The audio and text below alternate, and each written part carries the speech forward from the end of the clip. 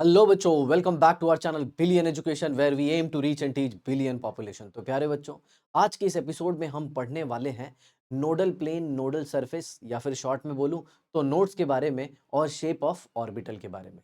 चलिए स्टार्ट करते हैं बिना किसी देरी के।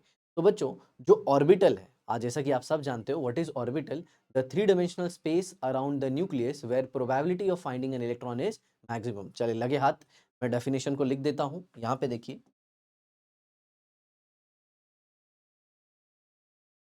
What is orbital? ऑर्बिटल क्या होता है? Three dimensional space around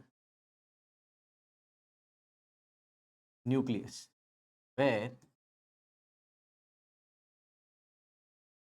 probability of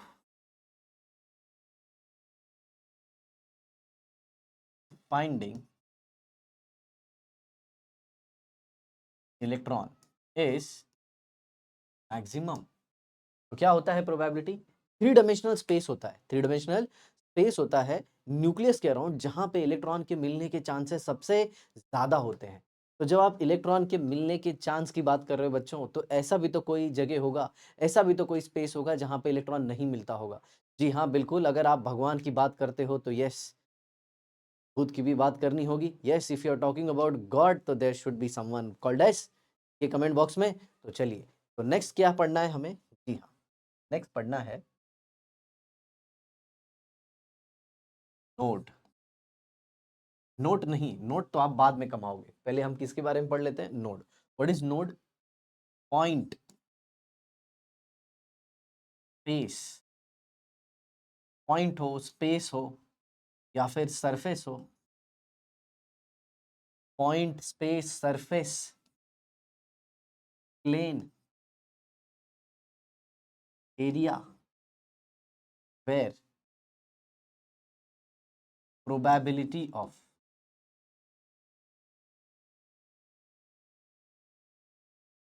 finding an electron is zero. जहां पे इलेक्ट्रॉन के मिलने के चांस बिल्कुल भी नहीं होंगे, या फिर आप कह सकते हो इलेक्ट्रॉन मिलेगा ही नहीं। इलेक्ट्रॉन के मिलने के चांस क्या हो जाएंगे बच्चों? यस, जीरो हो जाएंगे। इलेक्ट्रॉन मिलेगा ही नहीं। तो चलिए आगे बढ़ के हम इस नोड को क्लासिफाई करते हैं।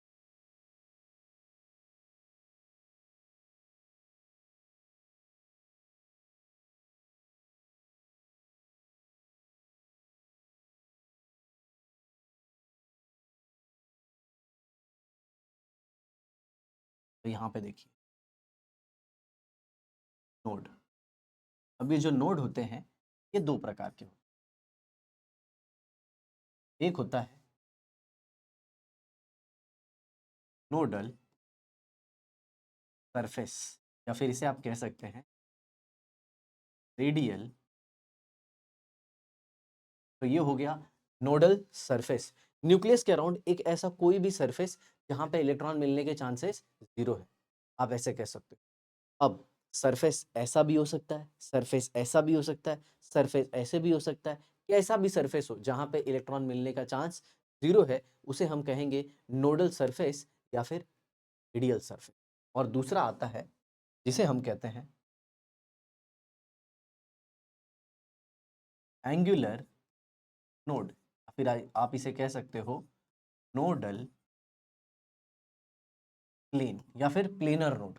तो ये हो गया नोडल सरफेस, रेडियल नोड या फिर एंगुलर नोड और प्लेनर नोड। ऐसा कोई प्लेन जिस पे इलेक्ट्रॉन मिलने के चांसेस बिल्कुल भी ना हो, तो उसे हम कहेंगे नोडल प्लेन।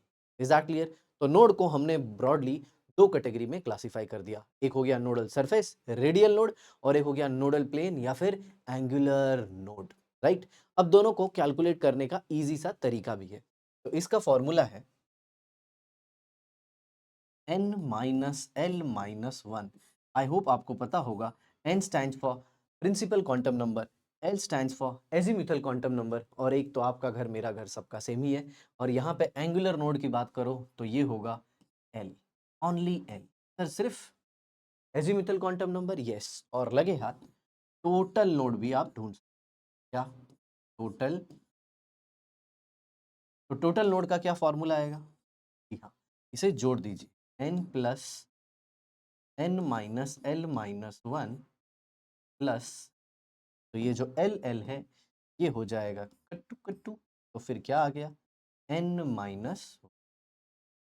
आई होप प्यारे बच्चों आपको ये समझ में आ गया। तो ये था हमारा नोड के बारे में, ठीक है। तो चलिए एक बार सब कुछ रिवाइज कर देते हैं। तो हमने पढ़ा what is orbital. Orbital is a three dimensional space around nucleus. Nucleus के अराउंड थ्री डायमेंशनल स्पेस है जहां पे इलेक्ट्रॉन मिलने के चांसेस क्या होंगे बच्चों, बहुत ही ज्यादा। तो जब यहाँ पे इलेक्ट्रॉन मिलने के चांसेस ज्यादा है तो कहीं पे तो इलेक्ट्रॉन नहीं मिल सकता है, वो क्या होगा, तो हाँ उसे हम क्या कहेंगे, उसे हम कहेंगे node. Point, space, line, surface, plane, जहां पे भी इलेक्ट्रॉन नहीं मिलेगा उसे हम कहेंगे नोड। नोड को ब्रॉडली क्लासिफाई किया गया दो कैटेगरी में, nodal surface and nodal plane. Is that clear. Nodal surface को ढूंढने का क्या तरीका है, n माइनस एल माइनस 1, जिसे हम रेडियल नोड के नाम से भी जानते हैं। और नोडल प्लेन क्या है, जी हाँ, तो हम कहते हैं प्लेनर नोड या फिर एंगुलर नोड, वो है। और टोटल नोड का फॉर्मूला है n माइनस 1। चलिए आगे बढ़ते हैं और स्टार्ट करते हैं shape of s orbital. Okay,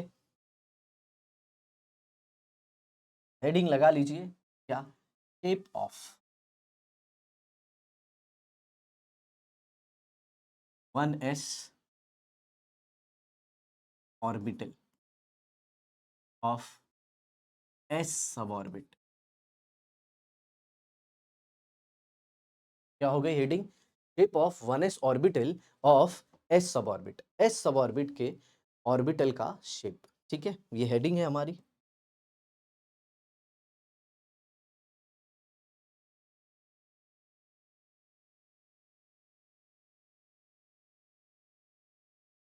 हो गया। तो चलिए अब सबसे पहली और इंपॉर्टेंट चीज क्या, कि ये जो शेप है ऑर्बिटल का, ये आता कैसे।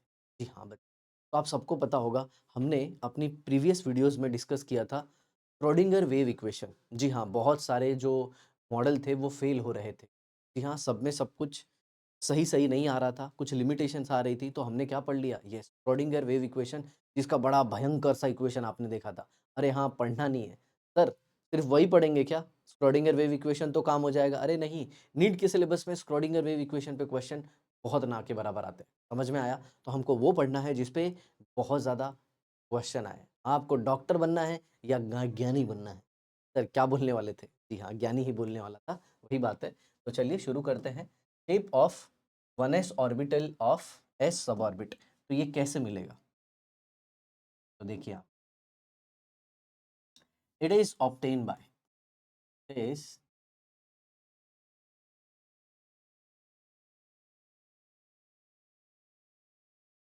obtained by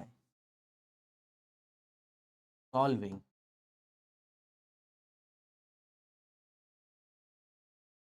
Schrodinger wave equation. ये कैसे मिला, ये हमें मिला स्क्रोडिंगर वेव इक्वेशन को सॉल्व करने के बाद। अब ये स्क्रोडिंगर वेव इक्वेशन को जब हमने सॉल्व किया तो जी हाँ उसका ग्राफ आता है, आप सबको पता होगा, साई वर्सेस आर। जी हाँ, बहुत सारे ग्राफ हमने पढ़े होते हैं जेई के सिलेबस में। नीट में करंट जो पैटर्न चल रहा है वो एनसीईआरटी के हिसाब से चल रहा है, तो ग्राफ इतने ज़्यादा इंपॉर्टेंट नहीं है, बस मैं ग्राफ का एक वीडियो बना दूंगा, बिल्कुल टेंशन मत लीजिए। थोड़ा क्या है, हमें जब ऐसे कॉम्पिटिटिव एग्जाम की तैयारी करनी होती है ना, तो जो चीज़ें थोड़ी सी आउट ऑफ द बॉक्स होती हैं वो भी जानना होता है। क्योंकि अगर क्वेश्चन आ गया तो हम एनटीए से थोड़ी लड़ते बैठेंगे, नहीं नहीं सर मैं केस करूंगा, अरे कुछ नहीं होगा। इससे अच्छा खुद को प्रिपेयर कर लो, आगे समझ में। चलिए, तो जब हमने स्क्रोडिंगर वेव इक्वेशन को सॉल्व किया तो हमें पता चला कि ये जो ऑर्बिटल है इसका शेप मिला spherical. It is found to be, it is found to be spherical. ये कैसे मिला, जी ये स्फेरिकल मिला, कैसे, देखिए यहाँ पे,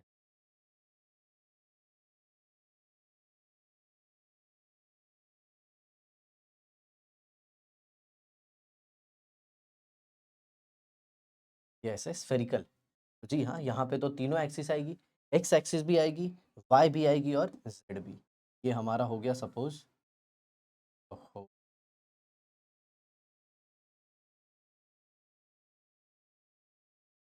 ये हो गई वाई एक्सिस,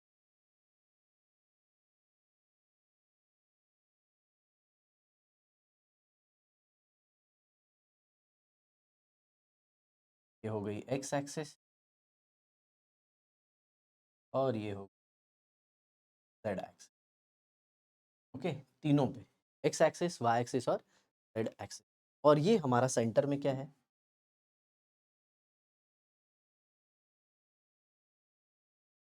आप देख सकते हैं यहाँ पे सेंटर में ये न्यूक्लियस है और इसके अराउंड इलेक्ट्रॉन मिलने की प्रोबेबिलिटी। जैसे जैसे आप न्यूक्लियस से दूर जाएंगे इलेक्ट्रॉन मिलने का चांस कम हो जाएगा। न्यूक्लियस के पास इलेक्ट्रॉन मिलने के चांसेस काफ़ी ज़्यादा हैं। सर इतने सारे इलेक्ट्रॉन, एस की कैपेसिटी तो मैंने सुना है सर 2 ही होती है। नहीं बेटा, ये इतने सारे इलेक्ट्रॉन नहीं है, ये इलेक्ट्रॉन मिलने की प्रोबेबिलिटी है, चांस है।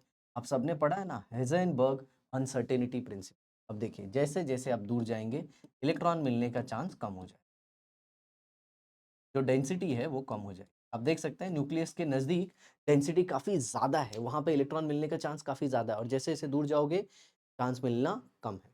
और ये जो इसका वेव फंक्शन होता है ये तीनों डायरेक्शन में होता है, एक्स पे भी, वाई पे भी और जेड पे भी। तो क्या सीखा आपने? यस, एस ऑर्बिटल जो होती है वो स्फेरिकल इन शेप होती है। चलिए अब इसमें लगे हाथ हम नोडल सरफेस की बात करते हैं। इसकी नोडल सरफेस क्या होगा इसमें? नोडल सरफेस प्यारे बच्चों देखिए, आप यहाँ पे ऐसे देख को तो नहीं लग रहा है कि कहीं पे ऐसा चांस है कोई जहाँ पे इलेक्ट्रॉन ना मिले। ऑलमोस्ट हर जगह इलेक्ट्रॉन मिलने के चांस है। तो फिर क्या करेंगे? तो मैं फॉर्मूला लगा देता हूँ। नोडल सरफेस का फॉर्मूला क्या है? n minus L one. तो इसके लिए n की वैल्यू कितनी है? 1। s के लिए l की वैल्यू क्या होती है? 0 माइनस 1। तो क्या आ गया? तो याद रखिएगा आप 1s में जो नोडल सरफेस होता है वो 0 होता है प्यारे। क्या होता है? 1s में जो नोडल सरफेस होता है वो क्या होता है? 0 होता है। हाँ, एकदम सही। चलिए अब हम आगे बढ़ते हैं और बात करते हैं अब किसकी? यस, अब बात करेंगे हम shape of 2s orbital of s सब ऑर्बिट। चलिए बताइए ये कैसे मिला? जी हाँ, ये भी मिला हमें bye solving Schrodinger wave equation. Schrödinger wave equation को सॉल्व करने के बाद हमें मिला शेप ऑफ 2s और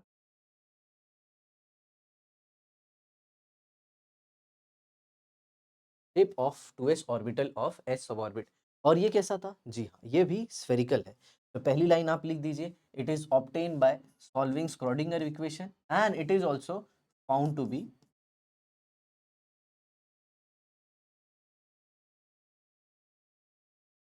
स्फेरिकल इन शेप। चलिए अब इसका हम जरा चित्र बनाते हैं।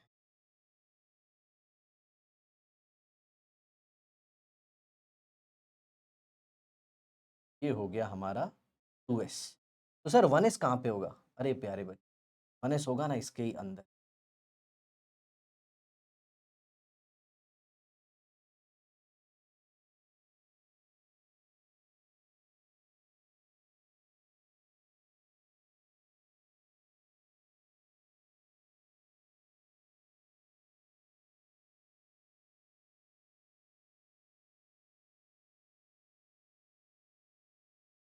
तो ये देखिए, ये अंदर 1s है और उसके बाहर क्या है?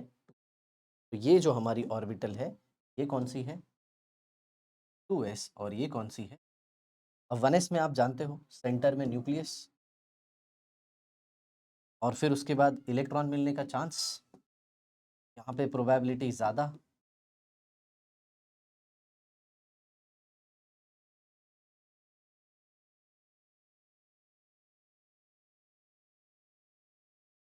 फिर जैसे जैसे दूर जाएंगे इलेक्ट्रॉन मिलने का चांस कम। फिर यहाँ पे इलेक्ट्रॉन वापस मिलेगा।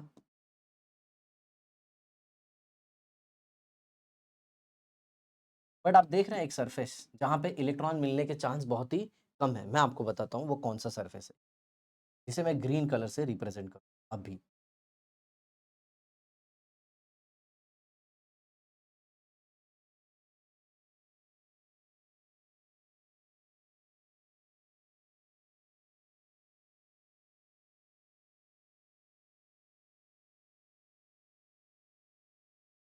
ये देखिए,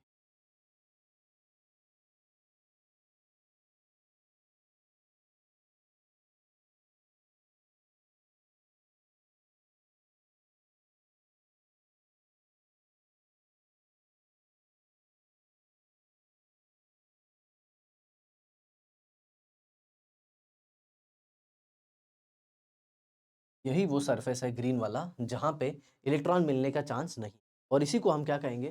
जी हाँ, इसी को हम कहेंगे नोडल सरफेस। तो अगर आप फॉर्मूला लगाएं नोडल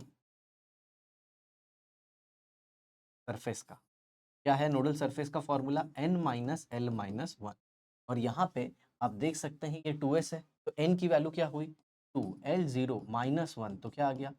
1। जी हाँ, आपको एक नोडल सरफेस मिलेगा। ये जो ग्रीन कलर में दिख रहा है ना आपको, यही वो नोडल सरफेस है। अब कैसे बताएं कहाँ पे नोडल सरफेस मिलेगा? तो याद रखिएगा 1s के जस्ट खत्म होने के बाद, 1s के जस्ट खत्म होने के बाद और 2s के स्टार्ट होने के जस्ट पहले। सर कहना क्या चाहते हो? मान लो आपके जीवन में प्रिया गई, प्रिया गई, तो प्रिया के जस्ट जाने के बाद और पूनम के जस्ट आने के बाद, तो प्लीज प्रिया और पूनम ऑफेंड मत होना, it is just an example. तो प्रिया के जस्ट जाने के बाद और पूनम के जस्ट आने के पहले कुछ तो समय था जो बहुत अलग था, वो आप ही समझ सकते हैं। तो ठीक ऐसे ही यहाँ पे 1s के जस्ट खत्म होने के बाद और 2s के जस्ट स्टार्ट होने के पहले हमें मिल जाएगा nodal surface. Is that clear? तो प्यारे बच्चों, इसी तरह से हमारा 3s ऑर्बिटल का भी शेप होता है, 4s ऑर्बिटल का भी होता है। सिर्फ फर्क क्या होता है? Size of the lobe is bigger, वो जो स्फेरिकल जोन है वो बड़ा होते जाता है। तो आप क्या लिखोगे? The shape of 3s 4s orbital is also same, only the difference is what? The size of the sphere keeps on increasing. बाकी नोडल सरफेस अगर आप लगाना चाहते तो यहाँ पे आप फॉर्मूला लगा सकते हो। बाकी s ऑर्बिटल में जो 2s ऑर्बिटल है या 1s ऑर्बिटल है, इसमें कहीं पे भी नोडल प्लेन नहीं मिलेगा, क्योंकि l की जो वैल्यू है s के लिए वो हमेशा 0 होती है। मतलब इसमें कोई ऐसा प्लेन नहीं होता जहाँ पे इलेक्ट्रॉन ना मिले। आई होप आपको समझ में आ गया होगा। तो चलिए अब हम बात करते हैं 2p ऑर्बिटल की। इसकी 2p ऑर्बिटल मैंने आप सबको ऑलरेडी पढ़ा दिया है। 1p होता नहीं है, ओके, 1p होता नहीं है, और आप सबको पता है 2d होता नहीं है, 3f होता नहीं है। सबकी रीजनिंग इसके पहले वाले वीडियो में ऑलरेडी दे दी गई है। तो स्टार्ट करते हैं वापस नए हेडिंग के साथ, और जो है शेप ऑफ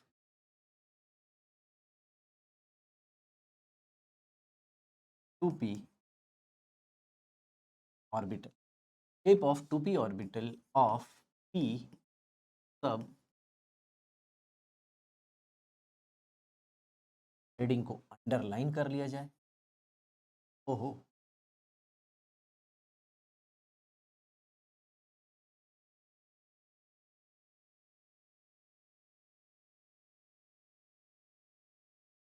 ये हो गया बच्चों shape of 2p orbital of p sub orbit. अब ये कैसे मिला?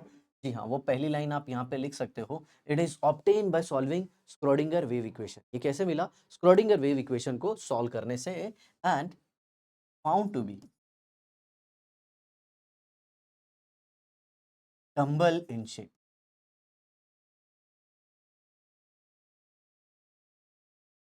कैसा शेप था इसका? जी हाँ, डंबल।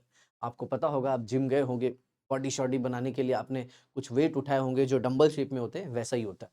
सर मुझे नहीं मालूम, डोंट वरी, अभी हम बना देते हैं। तो सबसे पहले लेता हूं मैं अपनी एक्सेस, ओके,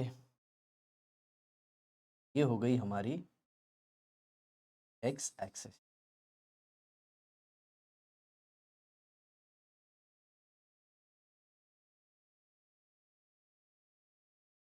ये हो गई वाई एक्सेस। इसी तरह से अब यहाँ पे आ गई है जेड एक्सेस। ठीक है प्यारे बच्चों, ये हो गई एक्स एक्सेस, वाई एक्सेस है, जेड एक्सेस। और अब हम पढ़ेंगे shape of P X orbital. ये हमारी X axis, one is Y and this one is, तो हमारा जो शेप है पी ऑर्बिटल का वो कैसा होता है? तो हम लोग अभी किसका शेप देख रहे हैं? 2p एक्स का। इसका 2p एक्स, ये होगा कुछ बेहतरीन डंबल, और यहाँ पे सेंटर में क्या होगा? न्यूक्लियस। और इलेक्ट्रॉन के जो मिलने के चांस है प्यारे बच्चों, वो यहाँ पे नज़दीक में काफ़ी ज़्यादा होंगे। यहाँ पे इलेक्ट्रॉन मिलने का चांस काफ़ी ज़्यादा होगा, और जैसे जैसे आप दूर जाओगे इलेक्ट्रॉन मिलने का चांस क्या होगा? कम होगा। आई होप आपको समझ में। यहाँ पे इलेक्ट्रॉन मिलने के चांस काफ़ी ज़्यादा, और जैसे जैसे आप दूर जाओगे इलेक्ट्रॉन मिलने के चांसेस कम, राइट? तो जो इलेक्ट्रॉन की मिलने की प्रोबेबिलिटी होगी वो न्यूक्लियस के नज़दीक ज़्यादा होगी और जैसे जैसे दूर जाओगे इलेक्ट्रॉन मिलने का चांस कम हो जाए। ठीक है, तो ये था हमारा 2px का शेप। अब इसमें हम ढूंढेंगे नोडल सरफेस। तो आपको क्या लग रहा है ऐसा कोई सरफेस है इसमें जहां पे इलेक्ट्रॉन मिलने के चांस नहीं है? देख लीजिए, फॉर्मूला देख लीजिए, n minus L minus one. तो n की वैल्यू कितनी है 2, l की वैल्यू 1 और ये 1 0। मतलब 2px में ऐसा कोई सरफेस नहीं है जहां पे इलेक्ट्रॉन मिलने के चांस है। इलेक्ट्रॉन ना मिलने के चांस। ठीक है, शब्दों को वापस लेता हूँ, मतलब ऑलमोस्ट हर एक सरफेस पे इलेक्ट्रॉन मिलेगा ही मिलेगा। तो लगे हाथ बात करेंगे किसकी बच्चों? Nodal plane. तो नोडल प्लेन का फॉर्मूला क्या है? एल। मतलब इसमें एक नोडल प्लेन होगा, एक ऐसा प्लेन होगा जहां पे इलेक्ट्रॉन नहीं मिलेगा। ऐसे सोचिए, एक्स एक्सिस पे इलेक्ट्रॉन है तो बची हुई कौन सी दो एक्सिस है? एक वाई बची और एक z। एक वाई और एक z। तो ये जो वाई और z एक्सिस है ये मिला के बना देंगे बच्चों क्या? प्लेन। तो जो हमारा नोडल प्लेन है बच्चों वो कौन सा है? वो है वाई जेड।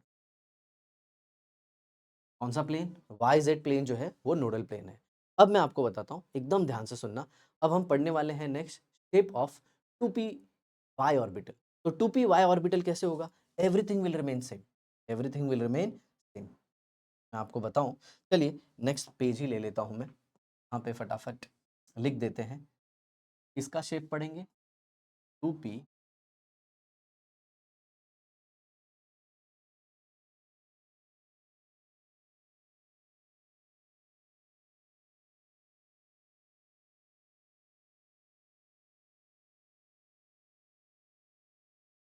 ये हो गई हमारी y एक्सिस और ऐसे ही एक हो जाएगी z एक्सिस। अब जरा देखना, ये हो गया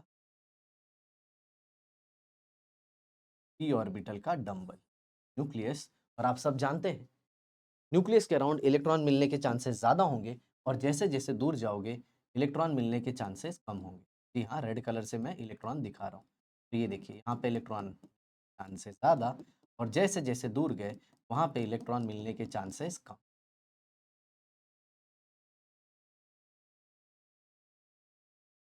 तो ये कौन सी ऑर्बिटल हो गई प्यारे बच्चों हमारी? यस, ये हो गई 2p वाई ऑर्बिटल। और कौन से सब ऑर्बिट के अंदर आती है? जी हाँ, p के अंदर, p सब ऑर्बिट के अंदर आती है ऐसा। अब जरा देखिए, ये कौन सी एक्सिस है? ये कौन सी है? एक्स। तो वाई एक्सिस पे तो इलेक्ट्रॉन क्लाउड ही प्रेजेंट है। तो कौन सा ऐसा प्लेन होगा जहां पे इलेक्ट्रॉन नहीं मिलेगा? कौन सा ऐसा प्लेन होगा जहां पे इलेक्ट्रॉन नहीं मिलेगा? तो कौन सी दो एक्सिस बची? यस, एक कौन सी बच गई बच्चों? एक्स। और एक कौन सी बच गई? जेड। क्या बोलोगे? नोडल प्लेन जो होगा, नोडल प्लेन, वो क्या होगा? X Z plane. कौन सा प्लेन? एक्स जेड प्लेन जो होगा वो नोडल प्लेन होगा। सिंपल। ठीक इसी तरह से अब आप खुद बताइए, जेड एक्सिस पे इलेक्ट्रॉन क्लाउड कहाँ पे होगा? मतलब पी 2p जेड पे, 2p जेड जो ऑर्बिटल है उसमें जो इलेक्ट्रॉन क्लाउड होगा वो कौन से एक्सिस पे होगा? Yes, it will be on Z axis. तो उसमें नोडल सरफेस कौन सा होगा? जेड को छोड़ दो, बाकी का ले लो, that is X Y plane. कौन सा प्लेन? X Y plane. तो आई होप आपको समझ में आ गया। अब हम बढ़ेंगे आगे और हम पढ़ेंगे शेप ऑफ 3p ऑर्बिटल जो p सब ऑर्बिट के अंदर आती है। और उसके अंदर सबसे पहला कौन सा लेंगे? 3px। कौन सा? 3px। चलिए खेला को आगे बढ़ाया जाए, स्टार्ट करते हैं। क्या लिखेंगे? Shape of 3p orbital of p sub orbit. आप सब जानते हैं ये हमें कैसे मिला, वही घिसी पिटी सी लाइन हर बार। It is obtain by solving Schrodinger wave equation, जो कि आप एकदम इजीली लिख दोगे। Is obtain by solving Schrodinger wave equation. और इसका शेप तो आपको पता ही है, found to B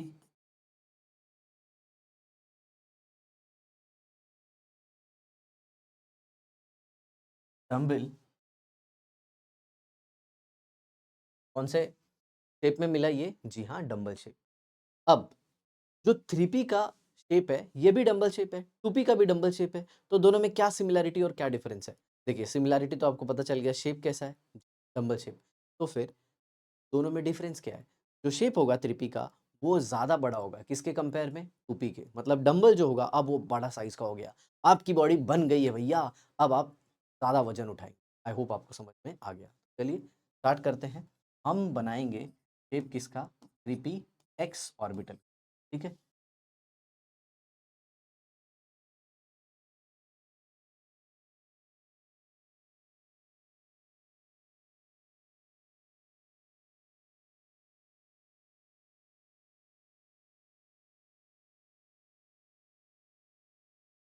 Z axis को तो फिलहाल रहने देते हैं और स्टार्ट करते हैं किससे? अपने p।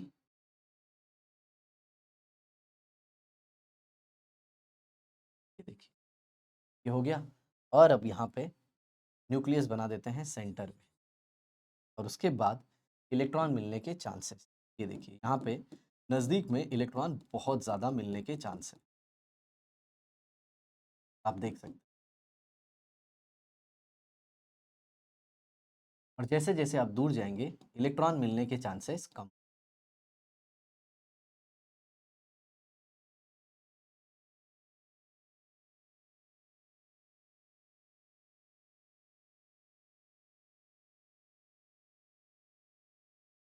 राइट। अब अगर आप इसमें नोडल सरफेस ढूंढना चाहें तो जी हाँ, एक सरफेस मिलेगा जहाँ पे इलेक्ट्रॉन नहीं होगा। इधर देखिए कौन सा है वो सर? तो nodal surface formula n minus L minus one. तो n की वैल्यू फिलहाल कितनी है जी? 3। t के लिए l की value 1 minus one, that is मतलब एक नोडल सरफेस आपको मिल जाना है। सर वो कहाँ होगा? तो देखो मैं आपको बताता हूँ, एकदम ध्यान से देखना। वो सरफेस मैं बनाने जा वाइट कलर से ही बनाते हैं। देखिए आप, पहले तो मैं 2p x का शेप बना देता हूँ। ये हमारी बच्चों 2p x क्या है? 2p x और फिर ये हमारा, फिर वही डायलॉग, ये जो व्हाइट लाइन देख रहे हो ना, जस्ट जस्ट जस्ट इसी के ऊपर इलेक्ट्रॉन मिलने का चांस नहीं है। मतलब फिर वही बात, 2px के खत्म होने के जस्ट बाद और 3px के शुरू होने के जस्ट पहले, याद है डायलॉग? प्रिया के जाने के जस्ट बाद और पूनम के आने के थोड़े पहले माहौल कुछ अलग था। ठीक उसी तरह से 2px के जस्ट बाद और 3px के स्टार्ट होने के जस्ट पहले जो सरफेस मिलेगा वहां पे इलेक्ट्रॉन मिलने का चांस 0 होगा मेरे भाई, और उसी को क्या कहेंगे हम लोग? Nodal surface. एक ट्रिक बताऊं आपको, जो भी p का नंबर है, जैसे 2px है, 3px है, 4px है, जो भी उसका प्रिंसिपल क्वांटम नंबर है उससे एक कम उसके पास क्या होगा? Nodal surface. आ गया सबको समझ में? एकदम सिंपल। कुछ डायग्राम वगैरह मत बनाओ, तुरंत की पुड़िया चबाओ और काम कर दो। आ गया समझ में? चलिए नोडल प्लेन की बात कर लेते हैं। तो नोडल प्लेन तो प्यारे बच्चों आप सबको पता ही है, इसमें तो नोडल प्लेन आना ही आना है। कैसे? एक्स एक्सिस पे इलेक्ट्रॉन क्लाउड है तो नोडल प्लेन कौन सा होगा? जो नाम है उसे छोड़ दीजिए। मतलब एक्स पे इलेक्ट्रॉन डेंसिटी है तो बचा क्या? जेड और वाई, तो नोडल प्लेन हो जाएगा वाई जेड। क्या आ जाएगा? Y Z. और वैसे भी आप सब जानते हो नोडल प्लेन का जो फॉर्मूला है वो क्या है नोडल प्लेन में? It is nodal plane is L. यहाँ पे आ गया वाई जेड नोडल। तो आप चाहो तो आगे भी पढ़ सकते हो। आगे क्या पढ़ना है? शेप ऑफ किसका? Yes, 4p orbital of p sub orbit, 4px 4py 4pz। वहां पे भी सब कुछ सेम होगा, सिर्फ साइज ऑफ डंबल क्या हो जाएगा? बढ़ जाएगा। अब लगे हाथ हम पढ़ते हैं बच्चों किसका? Shape of d orbital. कौन सा? 3d orbital. 2d तो आता नहीं है। Shape of 3d orbital of p sub orbit, और वो हमें कैसे मिला? Yes, bye solving Schrodinger wave equation. तो चलिए आगे बढ़ते हैं। लिख देता हूं मैं शेप ऑफ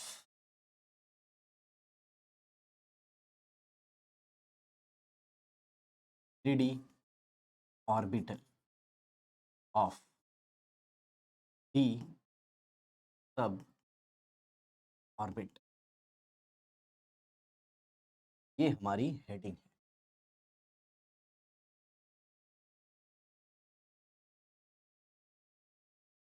तो ये हो गया shape of 3D orbital of d सब ऑर्बिट। अब आप सबको पता है ये हमें मिला कैसे? Yes, by solving, it is obtain by solving Schrodinger equation.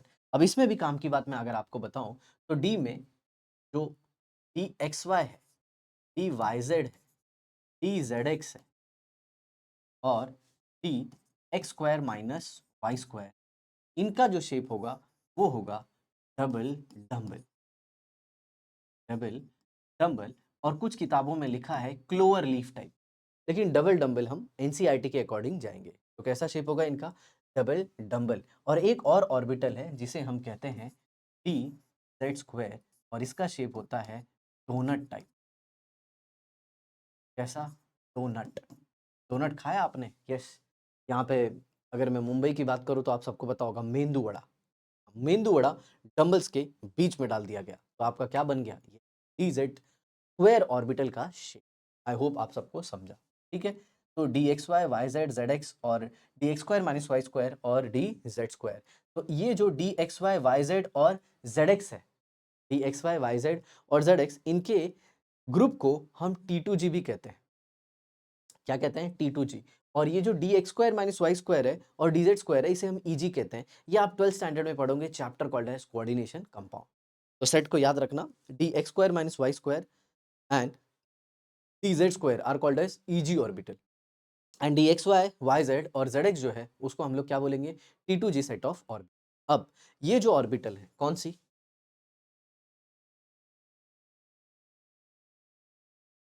D X Y Y Z और जेड एक्स, ये इन बिटवीन दी एक्सिस होती है, इन बिटवीन एक्सिस, राइट। और ये जो दो सेट है ये होता है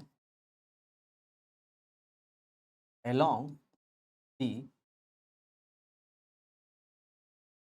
along the axis, और ये in between the axis। तो चलिए शुरू करते हैं हम। D X Y Y Z और जेड एक्स का शेप पढ़ लेते हैं, जो कि डबल डम्बल होता है, और फिर उसके बाद हम देखेंगे D X square minus Y square और डी जेड स्क्वायर। चलिए बच्चों स्टार्ट करते हैं।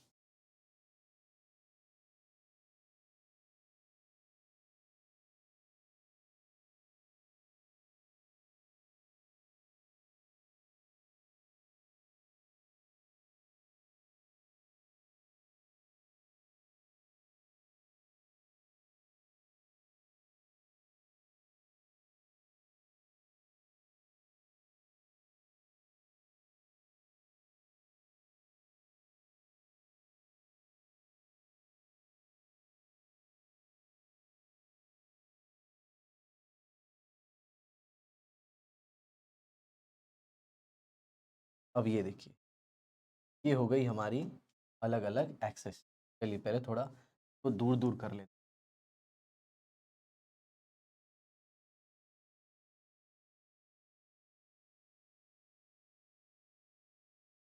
ये देखिए, अब ये क्या हो गया? X axis, one is Y, तो ये हमारी देगी ऑर्बिटल कौन सी? D X Y. ये कौन सी है? ये हो गई वाई, ये हो गई जेड, ये हो गया एक्स, ये हो गया। ठीक है। अब बहुत सारे बच्चों का इसमें एक और डाउट रहता है कि सर जो P था उसमें एक ही एक्सिस आया और जो D है उसमें दो एक्सिस आया। तो मैं आपको लगे हाथ बता देता हूँ कि P सब ऑर्बिट के लिए जो L की वैल्यू थी वो 1 आई थी, और अगर आपने ध्यान से पढ़ा हो तो D के लिए जो L की वैल्यू है वो 2 आई है। कौन सी? यस, L की मतलब एजिमुथल क्वांटम नंबर, तो इसमें दो एक्सिस आती है। अरे बताने को बच्चों बहुत कुछ है, बट सिलेबस नीट का है तो हमें रिस्ट्रिक्ट करना होगा। Is that clear? चलिए अब इन बिटवीन दी एक्सिस होगी, तो in between the axis start करते हैं किसे? D X Y. तो ये देखो,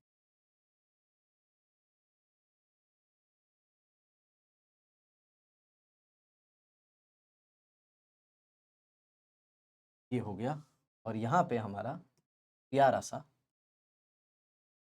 डन। तो ये हो गई हमारी कौन सी ऑर्बिटल? ये डी एक्स वाई, और उसके बाद आएगा डी वाई जेड, और उसके बाद आएगा D Z x. Sir Z x क्यों बोलते हैं? जी हाँ, तो याद रखना होगा। समझ में आया? ये एक पर्टिकुलर हम बोल सकते हैं ऐसे कन्वेंशन फॉलो करते हैं। एक्स के बाद वाई, वाई के बाद जेड, ऐसे कुछ। एक्स फिर वाई फिर जेड, तो आप ऐसे जाओगे, एक्स से वाई, वाई से जेड और फिर जेड से एक्स। तो D X Y, Y Z और जेड एक्स, एक्स जेड नहीं, ऐसा नहीं करना है। ठीक है, ओके। तो ये हो गई डी एक्स वाई, अब इसमें जरा इलेक्ट्रॉन क्लाउड को देख लेते हैं। तो इलेक्ट्रॉन क्लाउड न्यूक्लियस के नज़दीक होने के चांसेस बहुत ज़्यादा, और जैसे जैसे दूर जाओगे इलेक्ट्रॉन मिलने के चांसेस कम। न्यूक्लियस के नज़दीक होने का चांस बहुत ज़्यादा, जैसे जैसे दूर गए इलेक्ट्रॉन मिलने। आई होप आपको समझ। इतने सारे इलेक्ट्रॉन नहीं है बच्चों, ये इलेक्ट्रॉन के मिलने के चांस है, प्रोबेबिलिटी है। यहाँ पे इलेक्ट्रॉन मिलने का चांस। ठीक है, अब सुनिए काम की बात। अब सबका जो शेप होगा ऑलमोस्ट ऐसा ही होगा, सिर्फ ये कौन से एक्सिस के बीच में होंगे वो डिसाइड करेंगे। तो पहला वाला जो था वो डी एक्स वाई, ये क्या है? D Y Z. ये कौन सा है? D Z X. मतलब जो इलेक्ट्रॉन क्लाउड होगा वो एक्स और वाई एक्सिस के बीच में होगा, वाई और जेड एक्सिस के बीच में होगा, जेड और एक्स एक्सिस के बीच में होगा। और कितने एंगल पे होगा? जी हाँ, 45। मतलब अगर ये आप ड्रॉ करो तो यहाँ से जो एंगल होगा ये कितना होगा? 45। आई होप आपको समझ में आ गया। ठीक है, चलिए अब लगे हाथ सब में हम बात करेंगे नोडल सरफेस की। तो बात करते हैं नोडल सरफेस। लगाइए फॉर्मूला नोडल सरफेस का, n minus L minus one. तो चलिए पहले डी एक्स वाई का नंबर, n की वैल्यू कितनी है? 3, l की वैल्यू 2, माइनस वन क्या आ गया? 0। मतलब इसमें ऐसा कोई भी सरफेस नहीं है जहां पे इलेक्ट्रॉन नहीं मिलेगा। मतलब ऑलमोस्ट हर सरफेस पे आपको इलेक्ट्रॉन मिलने के चांसेस हैं। अब लगे हाथ किसकी बात करेंगे? यस मेरे प्यारे बच्चों, नोडल प्लेन की। किसकी? Nodal plane. अब देख लो नोडल प्लेन। तो नोडल प्लेन का तो फॉर्मूला आप सबको पता ही है, क्या होता है? एल। तो नोडल प्लेन अगर एल है तो डी सब ऑर्बिट के लिए एल की वैल्यू क्या होती है? जी हाँ। मतलब सर इन सब में दो ऐसे प्लेन होंगे जहां पे इलेक्ट्रॉन नहीं होगा। Yes absolutely correct. चलिए मैं भी वो आसान कर देता हूं, मैं वो भी आसान कर देता हूं आपके लिए, ध्यान से सुनना। एक्स और वाई एक्सिस आ गए, जो ऑर्बिटल का नाम है वो ले लीजिए। तो डी कौन सी ऑर्बिटल है? D X Y. तो कौन सी एक्सिस बच गई? जी हाँ, जेड बच गई। दोनों को जेड के साथ मिला के लिख दीजिए। तो जो नोडल प्लेन होगा वो होगा एक्स जेड, और दूसरा कौन सा होगा? ये वाई। ये आपके नोडल प्लेन। चलिए कमेंट बॉक्स में आप फटाफट लिख दीजिए इनके नोडल प्लेन के बारे में। यस, तो कौन सी एक्सिस नहीं है? एक्स एक्सिस नहीं, तो उसके साथ मिला के इन दोनों को लिख। That clear? ये हो जाएगा एक्स वाई और एक हो जाएगा एक्स जी। तो ये देखिए एक्स वाई के बीच में इलेक्ट्रॉन था, तो जो हमारा वाई जेड एक्सिस है उस पर इलेक्ट्रॉन नहीं मिलेगा और एक एक्स जेड पे नहीं मिलेगा। मैं आपको ऐसा बताना चाहता हूँ, देखिए मान लीजिए इस प्लेन में इलेक्ट्रॉन है, इस प्लेन में ऐसे है, ऐसे में इलेक्ट्रॉन है, तो कैसे में नहीं होगा? ऐसे में नहीं होगा, और एक ऐसे। आई होप आपको समझा। तो अगर इतना दिमाग नहीं लगाना है, ज़्यादा बुद्धि नहीं लगाना है, तो आसान काम करना है। कौन सी एक्सिस नहीं है? जेड नहीं है, दोनों के नाम को मिला के लिख दो। कौन सी एक्सिस नहीं है? एक्स, दोनों के नाम को मिला कर। अब यहाँ पे कौन सी एक्सिस नहीं है? वाई, तो क्या लिख दोगे? वाई जेड और एक्स। ये सारे क्या आ गए? Nodal plane. तो ट्रिक क्या है बच्चों? जिस एक्सिस का नाम नहीं लिया गया है उसके साथ बाकी के दो एक्सिस जो डी सब ऑर्बिट के नाम में है उसे जोड़ के आपका नोडल प्लेन का काम हो जाए। ठीक है सर, नोडल सरफेस। यस प्यारे बच्चों, नोडल सरफेस मिलेगा, लेकिन कहाँ से? 4d orbital. कहाँ से? 4d orbital. चलिए आगे बढ़ते हैं और अब पढ़ेंगे हम लोग कौन सा? Shape of 3d X square minus Y square, दूसरा 3d जेड। तो प्यारे बच्चों 3x² माइनस वाई स्क्वायर का जो शेप होता है वो होता है डबल डम्बल। अभी थोड़ी देर पहले ही मैंने आपको बताया था। और इसका कैसा होता है? इसका होता है डोनट। ओके, चलिए देख लेते हैं। एक्सिस बनाते हैं दो।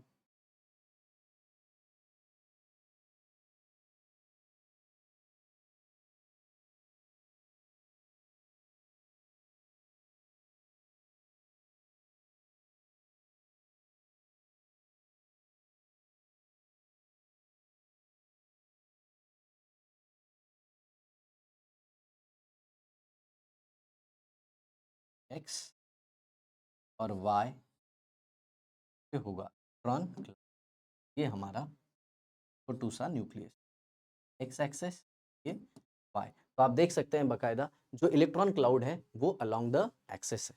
इधर देखिए, इलेक्ट्रॉन मिलने की प्रोबेबिलिटी, न्यूक्लियस के नज़दीक इलेक्ट्रॉन बहुत ज़्यादा मिलेगा, और जैसे जैसे दूर जाओगे प्यारे बच्चों, इलेक्ट्रॉन मिलने के चांसेस क्या होते जाएंगे, ये बिल्कुल ही कम होते जाएंगे। It will keep on decreasing, जैसे जैसे दूर जाओगे इलेक्ट्रॉन बहुत कम मिलेगा।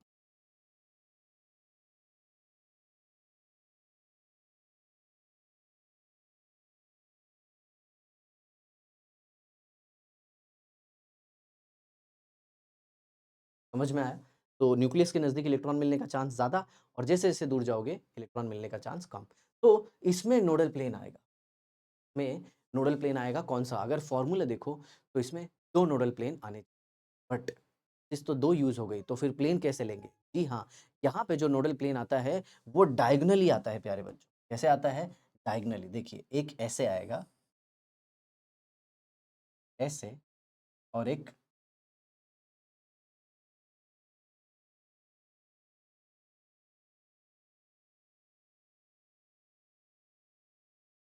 ये डायगोनल में आएगा।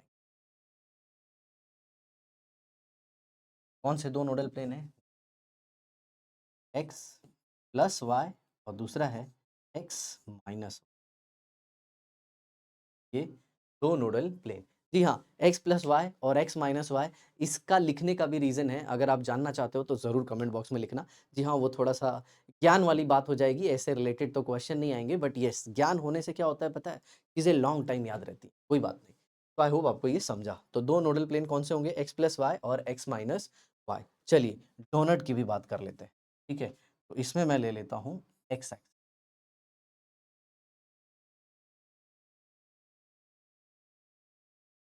दूसरा ये z। तो ये जो एक्सिस है प्यारे बच्चों, कौन सी है और ये कौन सी है?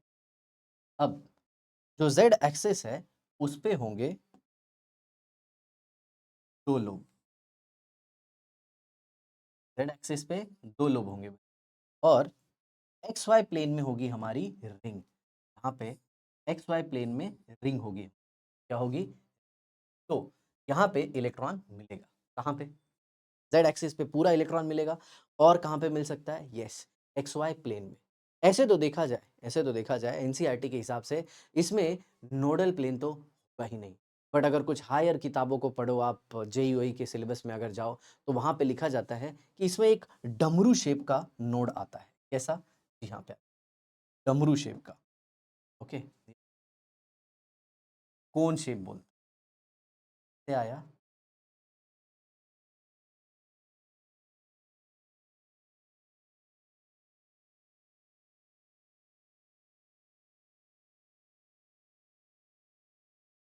बाकी आप डमरू बना दीजिए।